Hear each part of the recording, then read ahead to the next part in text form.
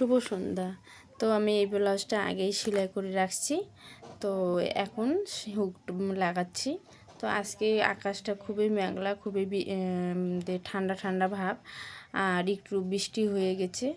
তো আজকে আমার ঠান্ডাই লাগছে।